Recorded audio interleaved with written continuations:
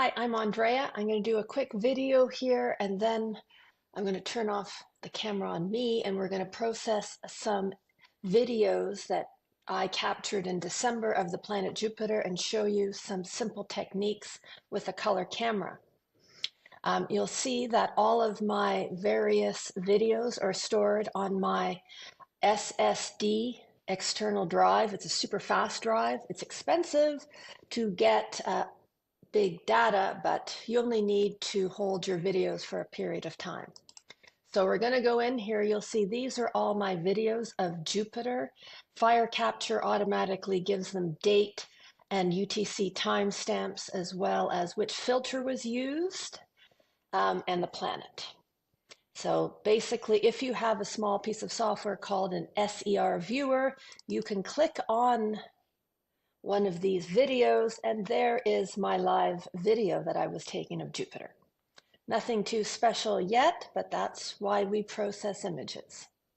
Okay, so these are the videos. You will see that after I stack them, I will have a series of TIFF images, and here they are.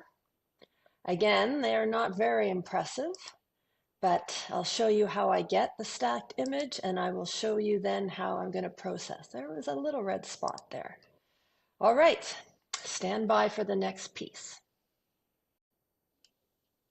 Okay, so the next step is to take these videos and turn them into stacked images. Okay, so this is the interface of Auto Stacker. This is a free software and you can get it anywhere, and it's one of the best stacking programs out there. And something you might be interested in is you can also process batches. Um, Now I'm in the wrong folder here, but if I want to process all of my red filter Saturn all at once, I can do that. But I'm actually going to navigate to where I had my Jupiter. Dum, dum, dum. You'll see that Fire Capture automatically creates folders. Now I'll take these three. So you can click, for example, three videos. I'm going to click actually these three. And then you can open three of them. You can open five of them. As long as they have the same sort of shape, you should be fine. You'll begin by making sure you have a few things checked. You want to do planet over here. Surface you would use for stacking the moon and the sun. Noise. I typically go to more like 4 or 5. If it's a really noisy, not great night, I might go to 5.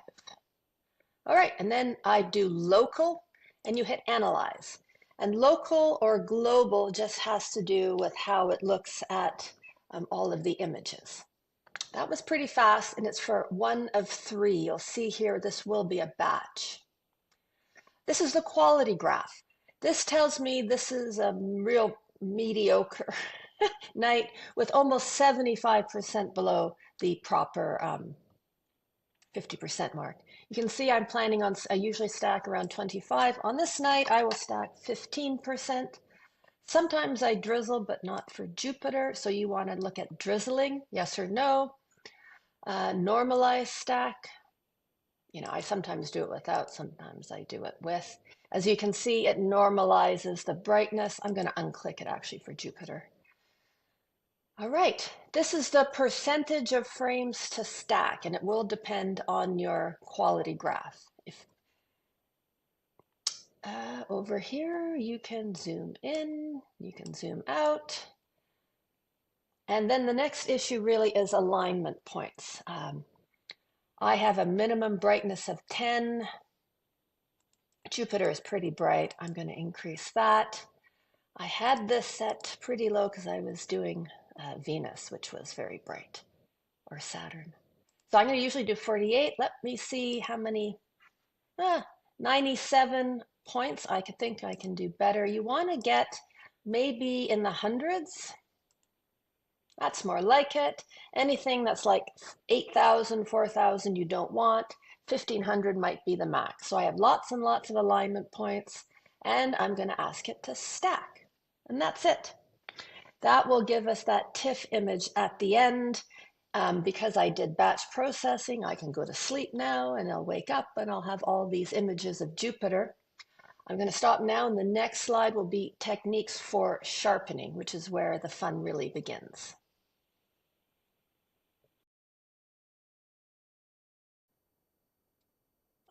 So as you can see, it's done. It has finished stacking 3 out of 3 videos. I know I went a bit fast through this, but you start getting really fast and it remembers your defaults, as you can see here. So to summarize, first you hit analyze, and I should have indicated after you hit analyze, it organizes your images from the best to the worst. So this will be your worst one of the video, and it looks pretty bad. And this is your best one of the video, and it looks a little better. But now we're going to go and make it even better. And just you will see I stacked the best 15% and it created a folder for me automatically with these images in here. Now we're going to take these TIFFs and we're going to make them beautiful with, I'm going to show you 2 kinds of sharpenings. Registacks is accessible to most people. This is Registacks. It's a free software. Some people use Registacks to also stack, but I don't. And I don't use PIPP to organize my frames. And I can tell you why in the end. So I just stack and auto stacker it. And then I hit select. I go to a folder. Now this is actually a different night. So I'm going to open one from a different night. I've already opened one. It was 4/13. And in Registacks, now you're going to go over to wavelets. Okay, and I don't see my usual thing, so just give me a second here. Wavelets, there we are. All right, so this is the screen you will see in wavelets. Now, what are wavelets? That's a whole other discussion. If you do PixInsight, you probably know what wavelets are, but these are all the different levels of detail from the tiniest, which is layer 1, to the bigger ones, layer 6. So a couple things you can do in Registacks. You can do an RGB align. You'll see there's a little square there. You just drag the square over. And this is going to align your red and blue channel. That's exciting. I'm not going to do that right now, but I recommend you do that. You can do an RGB balance. Oh yeah, something's happened to my RGB balance. But again, this is a way of balancing your colors. I'm not crazy. I'm quite fussy about my color balance, and I've done something. Oh, there it is. Okay. You can do an auto balance and see how it changes the color. I think it made it look a little too blue, so I'm going to reset it. You can play with the colors here, but ooh, we don't want that. We don't want green. All right, I'm just going to leave it like that. But you can do an auto color balance or not. But where the real fun here is, I don't like what just happened. Okay, we'll just put it over there. Or the wavelets. Now, you're going to use different wavelets with Jupiter, which is bigger, versus Mars, which is much smaller. So for Jupiter, things like wavelet 3 will show us, I think, quite a lot. And, well, no, it didn't show too much. Wavelet 2, it's getting a little sharpener. Wavelet 4, maybe. Oh, whoa, that's too much. But you can see we're starting to get some detail in the cloud band. It is getting a little pixelated, a little noisy. So you can go to the denoise here and punch it up. You can go to denoise here and also punch it up. What you want to be careful of is not to over sharpen, like when you go, 5 is pretty good. That's not too bad. It is very noisy, so I'm going to increase the noise reduction quite a bit. So if you like where you have come, and this is truly where you see if you had reasonable seeing or not. I got quite a lot of details, so I'm pretty happy here. You have to hit this button up here, do all. And it's done. And now you're going to save the image. And I'm going to save it down here as a TIFF file, and it's just being saved with all the other ones. Okay, overwrite existing file. Sure. You can rename it if you like. Now, there's one other way of sharpening, which I'm going to quickly show you, and it's in Pix Insight, and I'll just be there right in one moment. Okay, so I'm in Pix Insight now. If you have Pix Insight, this is something that you may also want to try. What I've done is I've opened up that original Jupiter image that we just processed in Registax. Whoa, there it is. That's a little big. We don't need it quite that big. And I'm going to compare it to, hang on. This is an unprocessed image from right beside it. So that was 413. This is 414. And one of the things as well with Jupiter in color cameras is I don't generally do the same.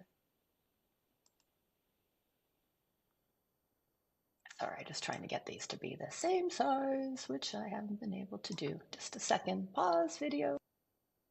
Okay, here we go now. So on the left is a processed in Registax version, and here is an unprocessed version that now I'm going to try to process in PixInsight using multi-scale linear transformation. This is again a wavelet tool. So I've set up 8 layers of wavelets.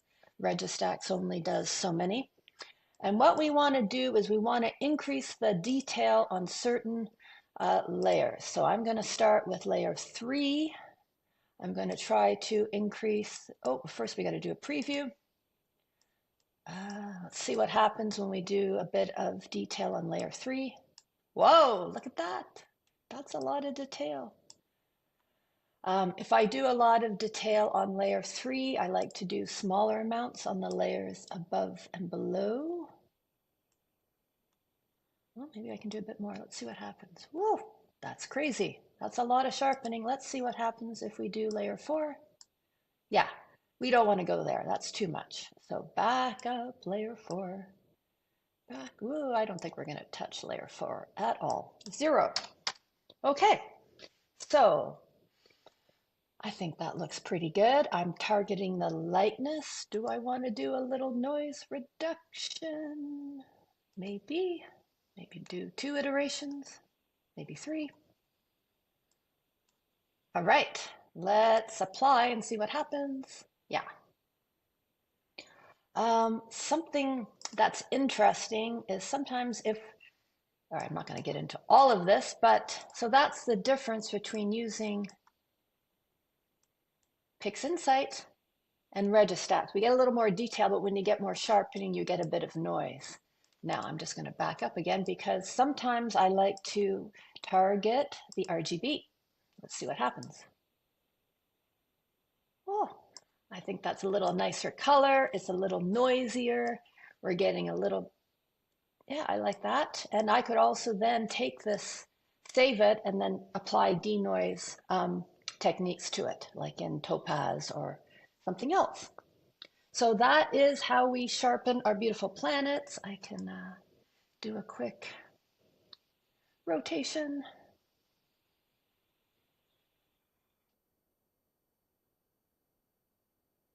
Oh, wrong way. And you can see I had a little planet there. What happened with my little planet is it got a little smeared. That often happens. It's hard to get round planets if you're doing 90 seconds. Sometimes you can do a better, here, geometry. Counterclockwise, that's the one we want. So there. There is our Jupiter processed with silly little planet. You can see the planet actually has quite a lot of color fringing. That has to do with an atmospheric dispersion corrector, and there are ways we can deal with that as well. That's it.